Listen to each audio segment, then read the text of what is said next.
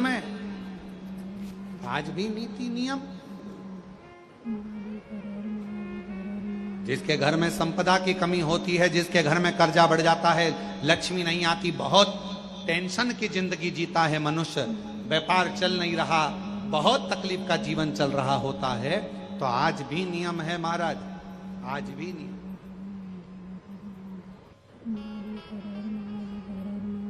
कि सोमवार, शुक्रवार, ये 2 बार ऐसे हैं, इन 2 बार को यदि कटोरी में थोड़ा सा शहद रखकर, मधु रखकर यदि लक्ष्मी जी का स्मरण किया जाए और माता लक्ष्मी जी का स्मरण कर कर एक लाल पुष्प उस कटोरी के सम्मुख में माता लक्ष्मी का नाम लेकर रखा जाए और बाद में वही शहद, वही मधु और वही पुष्प सोमवार का दिन और शुक्रवार के दिन लक्ष्मी का पूजन कर कर, स्मरण कर कर, दूसरे दिन शुक्रवार के दिन पूजन करें, शनिवार के दिन उस मधु का, उस पुष्प का विसर्जन करें, सोमवार के दिन पूजन करें लक्ष्मी जी का स्मरण कर कर, और मंगलवार के दिन अगर विसर्जन करें, 5 या 7 सोमवार या शुक्रवार को यदि आप मधु का भोग लक्ष्मी जी को लगाना प्रारंभ कर दें, शिव का नाम स्मरण कर कर, तो उसके घर में कभी संपदा की कमी नहीं होती, लक्ष्मी उस संपदा को बढ़ाती।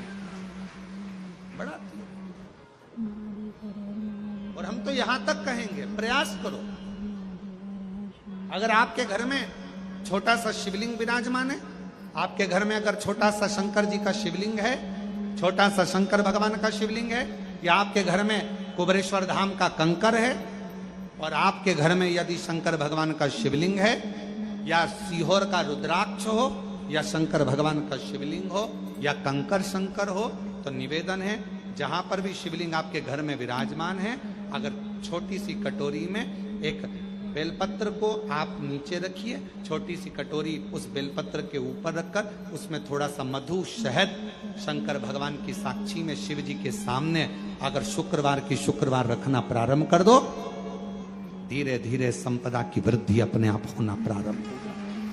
शुक्रवार के दिन बेलपत्री के वृक्ष के नीचे बैठकर घृत का दिया लगाकर शरीर में जो रोग है उसका स्मरण कर कर, शंकर जी से विनय कर कर, हे भोलेनाथ, आपने शुक्र देवता को संजीवनी मंत्र दिया है, तो क्या आप मेरे को वो मंत्र प्रदान नहीं करोगे? मेरे रोग, मेरी बीमारी, मेरे दुख को आप नहीं हरोगे? शिव से कहो, ये शरीर आपने दिया है और भजन करने के लिए दिया है, स्मरण करने के लिए दिया है, कीर्तन करने के लिए। यह स्कंद पुराण कहती है महाराज कि भगवान नारायण स्वयं इस जड़ के नीचे अपना विश्राम करते हैं महाराज, इस जड़ के नीचे। प्रयास करा करो, एक चुटकी हल्दी, कितनी? मात्र एक चुटकी हल्दी, आंवले के वृक्ष के नीचे भगवान हरि हर महादेव के नाम से रखकर उस पर पूर्व मुख कर कर, पूर्व की ओर मुख कर कर जल समर्पित करना प्रारंभ कर दीजिए। आप अगर प्रयास करेंगे, शुक्रवार की शुक्रवार करें, या नवमी की नवमी करें, अष्टमी की अष्टमी करें, प्रदोष की प्रदोष कर लें।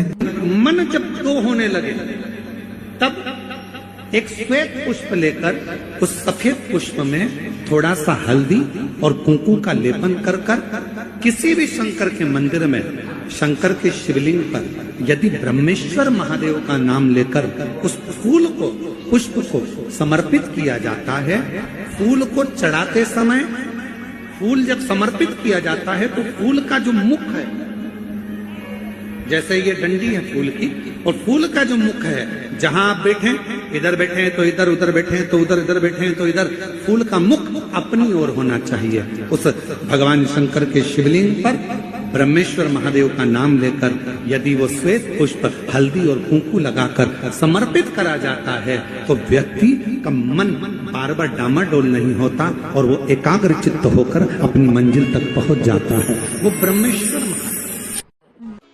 एक पात्र में जल और दूध ले लीजिए, शुक्रवार का दिन। तो कहोगे गुरुजी ये कथा कहां से निकाल के लाए हो? तो विष्णु पुराण में से आप उसको स्मरण कर सकते हो। काय में से? विष्णु पुराण में से। एक पात्र में देसी गाय का दूध, जल उसमें रखकर, और आपके यहाँ अगर लड्डू गोपाल हो, यदि आपके घर में ठाकुर जी हो, लड्डू गोपाल हो, विष्णु जी का कोई स्वरूप हो, श्री हरि का कोई स्वरूप हो, तो उस पर शुक्रवार के दिन आप संध्या के समय पर दुर्वा डालकर उस दुर्वा से अगर लक्ष्मी जी के नामों का 108 बार उच्चारण कर कर, घी का दिया लगाकर, कैसर के चावल साथ में रखकर केवल उस जल का और दूध का मात्र छींटा देते हो, तो उसके घर में कभी लक्ष्मी की कमी नहीं आ सकती, संपदा बढ़ती चली जाती है। 108 बार लक्ष्मी के नाम का मात्र उच्चारण कर लेने पर, भगवान विष्णु के चरणारविंद पर, भगवान विष्णु के चरणों पर केवल उस दुर्वा का, जल का, दूध का सींचन कर देने से भी लक्ष्मी की वृद्धि होती, लक्ष्मी देती, दुर्वा बढ़ती है। और दुर्वा का एक बहुत सुंदर गुण है महाराज, बहुत सुंदर गुण है दुर्वा का। जहां पर उसके भीतर गांठ आती है ना, वहां से 2 रास्ते बना देती है। बोलो बनाती कि नहीं बनाती? कभी दुर्वा देखी होगी आपने? जहां गांठ आई वहां 2 रास्ते बनाएगी, फिर गांठ आई फिर 2 रास्ते बनाएगी, फिर गांठ आई फिर 2 रास्ते बनाएगी। दुर्वा का क्रम ऐसा है कि हम भगवान को दुर्वा क्यों देते हैं? उसका कारण यह है कि मान लो, हे परमात्मा, हे शंभु, हे गणेश, हे प्रभु नारायण, अगर मान लो मेरा एक रास्ता चलते चलते गांठ पड़ जाए, एक रास्ता मेरा बंद हो जाए, तो वहां से मेरे दूसरे रास्ते खोल देना। इसलिए दुर्वा भगवान को समर्पित करी जाती है। दुर्वा को समर्पित करने का क्रम ही यही है कि मेरे मार्ग खुल जाए, मेरी राह खुल जाए, मेरा मार्ग चारों तरफ खुलता चला। दुर्वा नीचे की ओर चलते चलते मार्ग खोलती चली जाती है।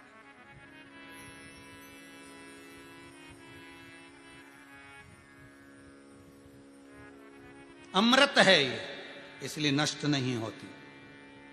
तोड़ के रख लेना, प्रैक्टिकल करके जरूर देखना, सियोर वाला महाराज कहीं झूठ तो नहीं बोल रही है। तोड़ कर रखो दुर्वा को, बोरी में भर कर रखो। 4 साल, 6 महीने, 8 महीने बाद सूख जाए, बेकार हो जाए, उसके बाद भी उसको खेत में, बगीचे में कहीं ले जाकर पटक देना, 8-15 दिन पानी देना। देखो फिर वापस वही हरि की हरि होना, वही कहीं ना कहीं से स्फुटित होते फिर आगे बढ़ना चालू कर देगी। उसका तत्व है अमृत, वो अमर है, मरती नहीं, फिर चालू हो जाती। शिव कहते हैं यही अमरता है, यही अमरता है कि दुख आया तो मरने की नहीं सोचना है। तकलीफ आई, कष्ट आया, रोग आया, बीमारी आई, थोड़ा सा तकलीफ आ गई, थोड़ी बीमारी आ गई, थोड़ा दुख आ गया, तो ये मत सोचना मैं मरना है। नहीं नहीं नहीं, अभी तो और जीना है। तो किस लिए जीना है? कोई कहेगा इसको कहीं आसक्तियां होंगी, घर की, परिवार की, कुटुंब की, कबीले की, इसलिए जीना चाहती है, इसलिए जीना चाहता है। नहीं, आसक्ति एक रखना कि मैं जीना इसलिए चाहता हूं, मैं और जीना चाहती हूं, इसलिए चाहती हूं कि अब मैं भगवान का भजन करना चाहती हूं। अभी तक मैंने परिवार, कुटुंब, कबीले, संसार के लिए करा, अब जितनी जिंदगी दी उस मालिक ने, अब मैं उसका भजन करूं। दुर्वा भगवान विष्णु को चढ़े, दुर्वा गणेश जी को चढ़े, दुर्वा शिव जी को चढ़े, दुर्वा ब्रह्मा को चढ़े, दुर्वा इंद्र को चढ़े, दुर्वा पितरों को चढ़े। कितना सुंदर कहा है। जिसके घर में पितृदोष प्रबल होता है, बहुत प्रबल पितृदोष है, तो उसके घर के जहां पानी का मटका रखा था, पितृदोष मालूम है ना? पितृदोष का लक्षण क्या होता है? 1 रुपए कमाओ, 1.25 रुपए खर्च हो, समझ लेना पितृदोष है। रात्रि को सो गए तुम, बड़े चक नींद आ गई तुमको, बहुत प्रेम से सो गए, सोने के 1.5 घंटे या 2 घंटे बाद तुम्हारी नींद खुल जाए और कम से कम आधे घंटे तक तुमको भूख लग रही हो, समझ लेना पितृदोष है। सोकर उठने के बाद में जैसे ही 1-2 घंटे की नींद हो गई और अचानक नींद खुल गई और तुम्हें भूख लग रही है, भूख लग रही है, प्यास लग रही है बहुत तेज, अभी सोए हो, 1.5 घंटा ही हुआ, 2 घंटा ही हुआ, भूख लगने लगी, बहुत तेज भूख लग रही है, समझ लेना पितृदोष। पितृ भूखे हैं, भोजन की याचना कर रहे हैं, भोजन की याचना। सोने के बाद तत्काल नींद खुले 2 घंटे के बाद, भूख लगे, उसका भी एक समय बताया है महाराज ब्रह्मवर्ता पुराण के अंतर्गत कि रात्रि को सोने के बाद में 1 घंटे की नींद हो जाए और उसके बाद में 2 घंटे के अंदर वापिस नींद खुल जाए और भूख लगने लगे तो समझ लो पितृ भूखे हैं, भोजन मांग रहे हैं, अन्न मांग रहे हैं, पितृ दोष है।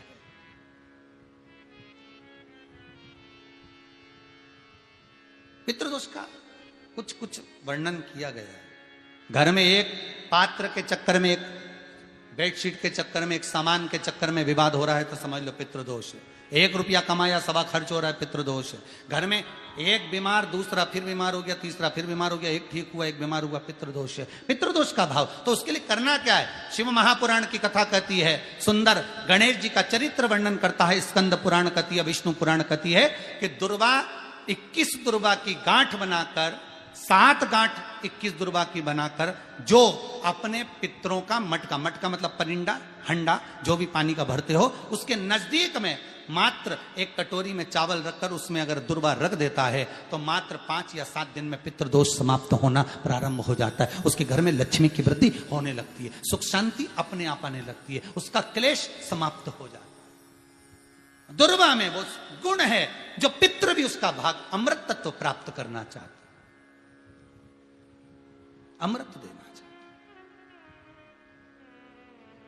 और सरल भाषा में समझिए, जिसकी फैक्ट्री नहीं चल रही हो,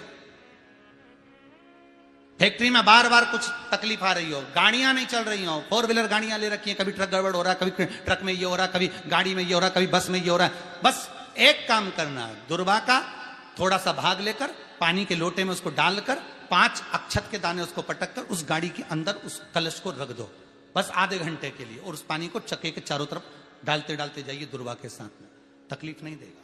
फैक्ट्री का भी यही प्रमाण है। दुर्वा में वो अमृत तत्व छुपा है जिसका सुख आनंद दे जाता है, आनंद। शिव पुराण कह रही है महाराज, दुर्वा का एक नाम और है, उसका नाम है अमृत जन्मा। क्या नाम है? अमृत जन्मा। दुर्वा का एक नाम और है। मारवाड़ी लोग इसको ध्रुवी बोलते हैं, ध्रुव बोलते हैं। दुर्वा का भोग सुख।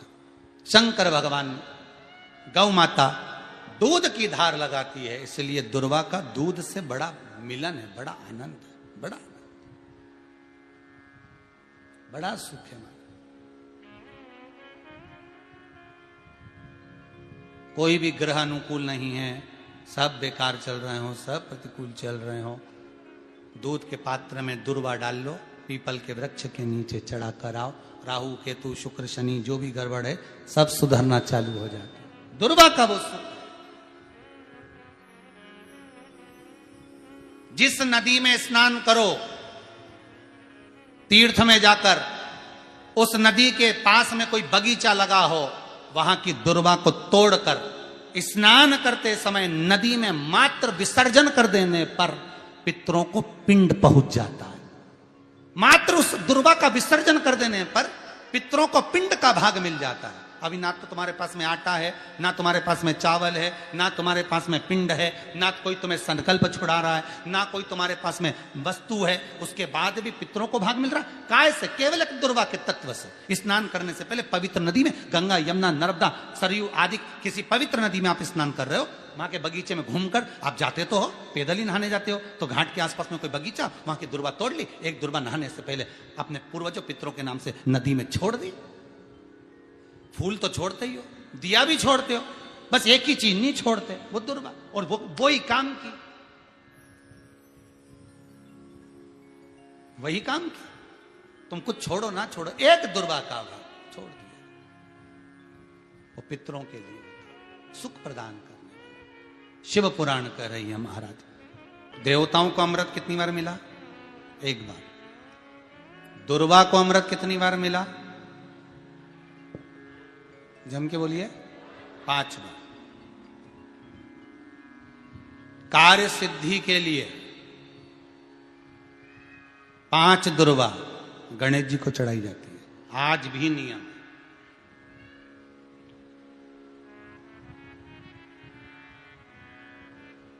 कभी आपको मौका मिला हो और आपने रावण संहिता पढ़ी हो, कौन सी संहिता? रावण संहिता। क्योंकि रावण शिव का उपासक था, भजन करने वाला था। शिव तांडव स्तोत्र आज भी लोग रावण का एक आनंद में पढ़ते। तो शिव का उपासक है रावण, शंकर का उपासक। विद्वान भी था, ज्ञानवान भी था।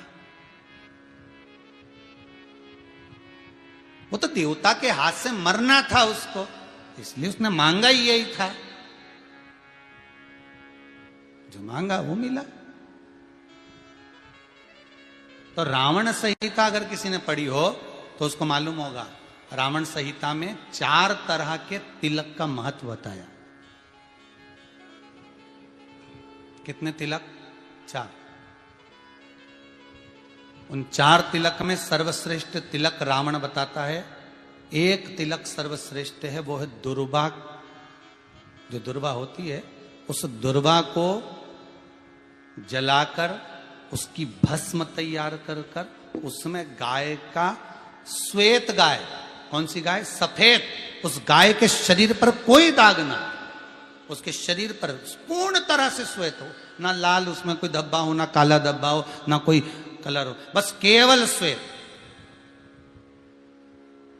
रावण संहिता में 4 तरह के तिलक का प्रमाण दिया। तो एक तिलक रावण संहिता में वर्णन आया, एक तिलक का जो व्याख्यान वर्णन किया गया, उसमें दुर्वा को जलाकर राख कर कर भस्म बनाकर उसमें गाय का घी, देसी गाय का घी मिलाकर और उसका बिंदी, उसका तिलक मस्तक पर लगाकर या नैनों में सुरमा लगाकर जो व्यक्ति जिस किसी से मिले वो उसका हो जाता है। उस दुर्वा में इतना प्रबलता आ जाती है, अमृत तत्व जुड़ा हुआ है दुर्वा के। रावण संहिता में 4 तिलक बताएं, उसमें से सबसे 4 तिलक में अलग अलग, एक बेलपत्री की जड़ का तिलक है, एक आंकड़े की जड़ का तिलक है। रावण संहिता में 4 तिलकों का वर्णन है, उसमें मुख्य है सबसे ज्यादा।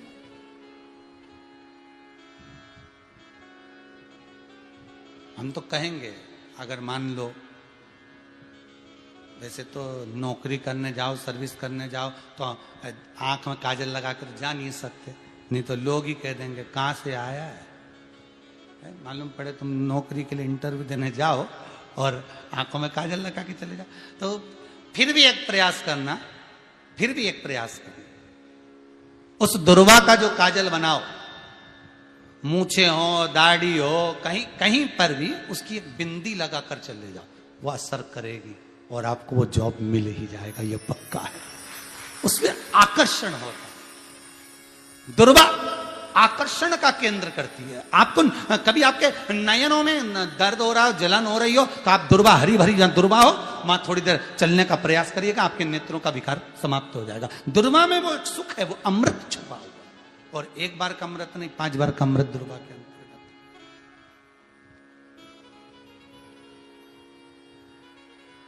कौन से देवता हैं जिनके ऊपर दुर्वा का जल दूध में मिला हुआ छीटा जाए? श्वेत गाय के। देखो, दूध का प्रमाण बार बार दुर्वा के साथ आया, उसका कारण क्या है? क्या कारण हो सकता है उसका? उसका एक कारण है, समुद्र मंथन के समय पर सबसे पहले कुछ निकला था, तो समुद्र मंथन में सबसे पहले निकली थी गौ माता निकली थी। क्या निकली थी? गाय। सबसे पहले निकली थी गाय। और कितनी गाय निकली थी? 5। पहली नंदा, दूसरी सुभद्रा, तीसरी सुरभि, चौथी सुशीला, 5वीं बहुला। ये 5 गाय समुद्र मंथन में निकली। अब समुद्र मंथन में जब गौ माता निकली तो सारे 33 कोटि देवता मंथन में जो लगे हुए थे, उन मंथन को करते करते देवता थक चुके थे। सारे देवता थक चुके थे। बहुला सुरभि और सुशीला से बोली, सुभद्रा से बोली, नंदा से बोली, अपना काम है, एक काम करो, अपन आप रूप दूध की धार बहाना प्रारंभ करो। अपने आप दूध की धार हम मृत्युलोक में हम भेजें इन देवताओं के लिए, तो देवताओं को अमृत तत्व मिलेगा, आनंद होगा। और गौ माता ने ऊपर खड़े होकर जो दूध बहाना प्रारंभ करा, वो देवताओं के मुख में आधा तो गया और आधा दूध समुद्र पर जब गिरा, और जो मंथन चल रहा था उस मंथन के चलते, कभी दूध का दही का मंथन करना तो क्या निकल कर आएगा, मक्खन आ जाएगा। वो मक्खन तेड़ता हुआ समुद्र की लहर से दुर्वा पर जा पड़ा। इसलिए आज भी दुर्वा के साथ में गौ माता के दूध का बड़ा प्रमाण, वो भी देसी गाय, जर्सी नहीं, विदेशी नहीं, देसी गाय। और देसी गाय का दूध का बड़ा बड़ा प्रमाण है साहब। हम कई बार कथाओं में कहते हैं, जैसा खाया अन्न, बोलते जाओ, वैसा हो गया मन। जैसा पिया पानी, वैसी हो गई वाणी। और जैसा पिया दूध, वैसी बन गई बुद्ध। बुद्धि कैसे बनी है? दूध से बनी। डब्बे का दूध पियोगे तो डब्बे हो जाओगे, थैली का दूध पियोगे तो थैली, बोतल का दूध पियोगे तो बोतल। दूध का बड़ा असर।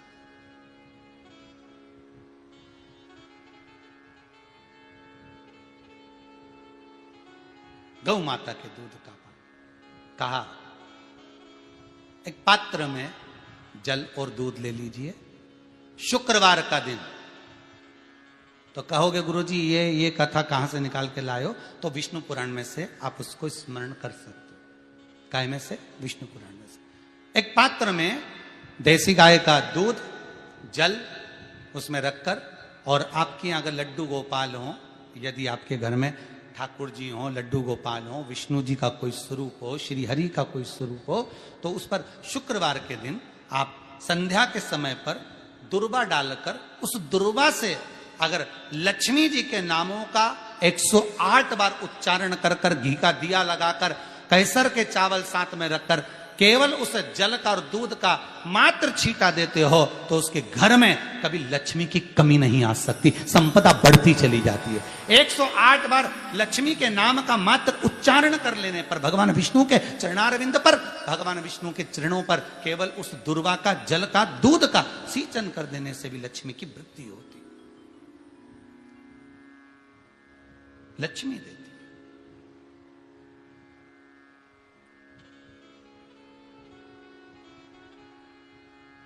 दुर्वा बढ़ती है। और दुर्वा का एक बहुत सुंदर गुण है महाराज, बहुत सुंदर गुण है दुर्वा का। जहां पर उसके भीतर गांठ आती है ना, वहां से 2 रास्ते बना देती है। बोलो बनाती कि नहीं बनाती? कभी दुर्वा देखी होगी आपने। जहां गांठ आई वहां 2 रास्ते बनाएगी, फिर गांठ आई फिर 2 रास्ते बनाएगी, फिर गांठ आई फिर 2 रास्ते बनाएगी। दुर्वा का क्रम ऐसा है कि हम भगवान को दुर्वा क्यों देते हैं, उसका कारण यह है कि मान लो, हे परमात्मा, हे शंभु, हे गणेश, हे प्रभु नारायण, अगर मान लो मेरा एक रास्ता चलते चलते गांठ पड़ जाए, एक रास्ता मेरा बंद हो जाए, तो वहां से मेरे दूसरे रास्ते खोल देना। इसलिए दुर्वा भगवान को समर्पित करी जाती है। दुर्वा को समर्पित करने का क्रम ही यही है कि मेरे मार्ग खुल जाए, मेरी राह खुल जाए, मेरा मार्ग चारों तरफ खुलता चले। दुर्वा नीचे की ओर चलते चलते मार्ग खोलती चली जाती है।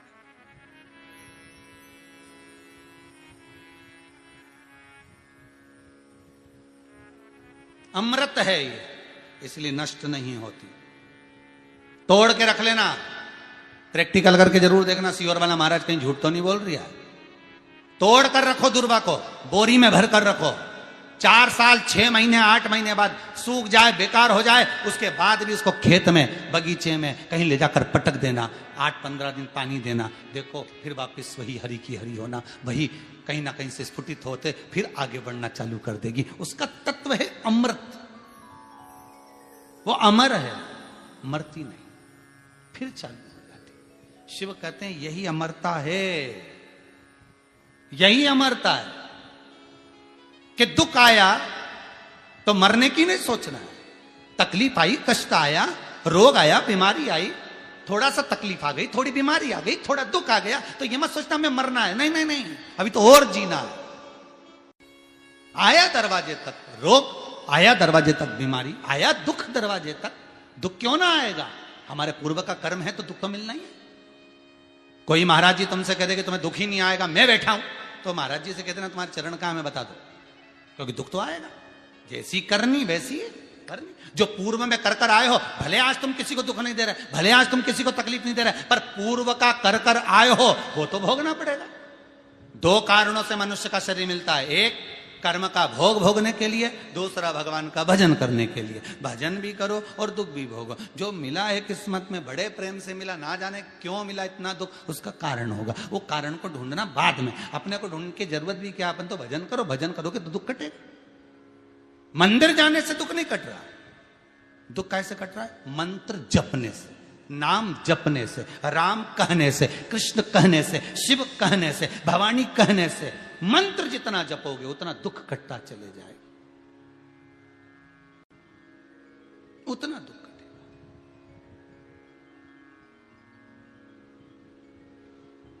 भोला सब दुख काटो म्हारा, ओ भोला सब दुख काटो हमारा।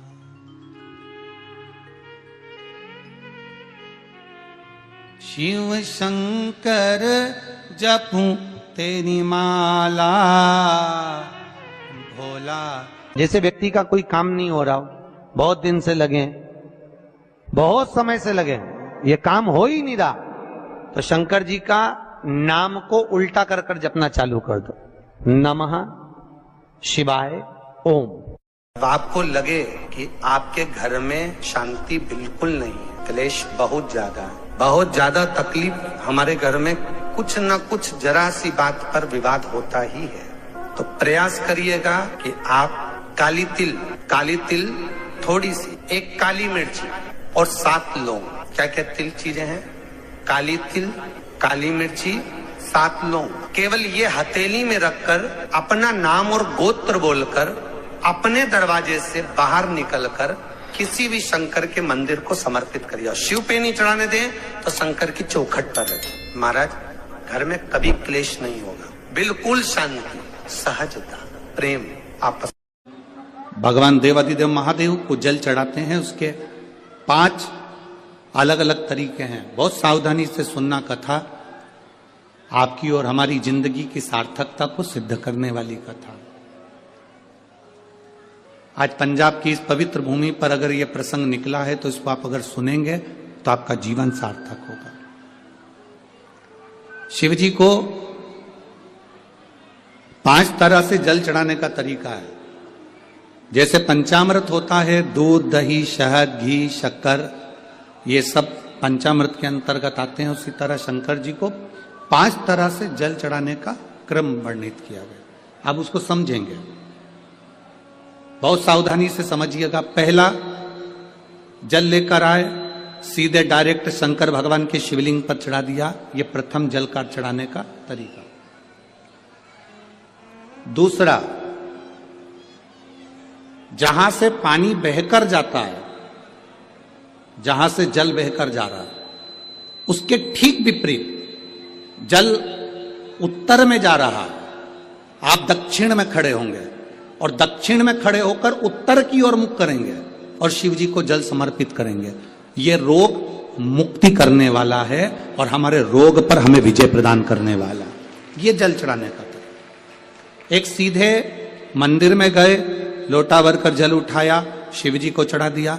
दूसरा जल, जहां से पानी बहता है, शिव जी का चढ़ा हुआ जल जहां से बहकर जाता है, उसके ठीक विपरीत में शिव जी का जल इधर जा रहा है तो तुम यहां खड़े हो, तुम यहां बैठो, यहां मत बैठना, यहां मत बैठना, इधर बैठो, अगर रोग का निवारण है तो यहां बैठकर।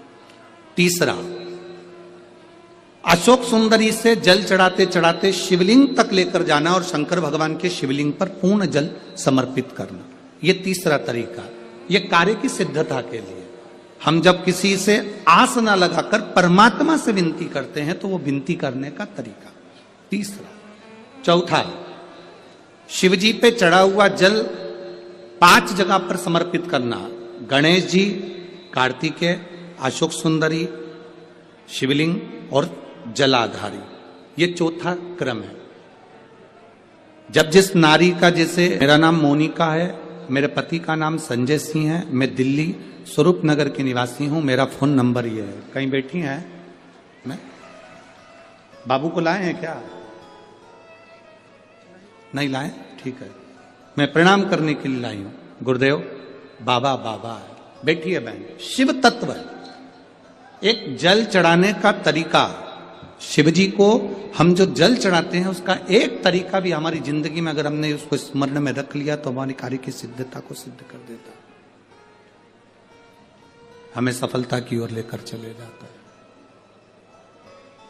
सीधे जल चढ़ाना, दक्षिण में बैठकर उत्तर की ओर मुख कर कर जल चढ़ाना, अशोक सुंदरी से लेकर शिवलिंग तक जल चढ़ाना, 5 स्थान पर गणेश, कार्तिकेय, अशोक सुंदरी, जलाधारी, शिवलिंग पर जल चढ़ाना 5 स्थान पर, ये चौथे नंबर का।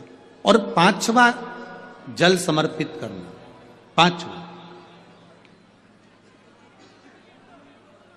5वें नंबर का जो